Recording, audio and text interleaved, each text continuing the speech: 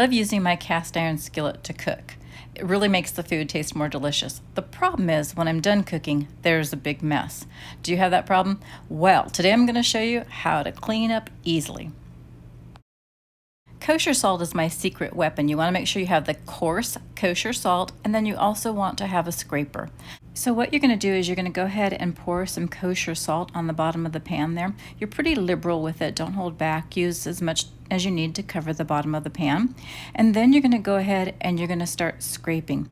So just keep scrubbing and going around the whole pan. As you do this, it's going to also soak up some of the excess oil that's on the bottom of the pan, and you're feeling for those tough spots where food is really stuck to the bottom of it, but just keep on scraping until you're really starting to feel comfortable that you've gotten everything off the bottom of the pan.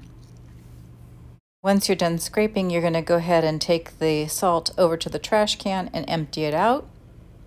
And then take it to the sink and start washing it. Now you want your water hot because you want to get rid of that oil that you were cooking in. And just go ahead and I use really just my gloves to kind of scrub it, but also the little scraper.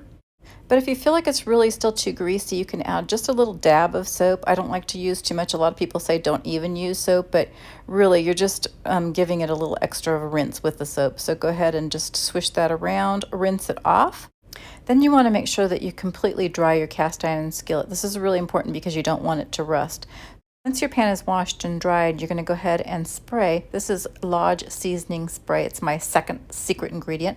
Go ahead and spray the bottom of the pan pretty generously, and then get a paper towel and just spread it with a paper towel, getting the excess and wiping around the inside of the pan. You can see how nice my skillet came out. It can be put away now and ready to use for next time.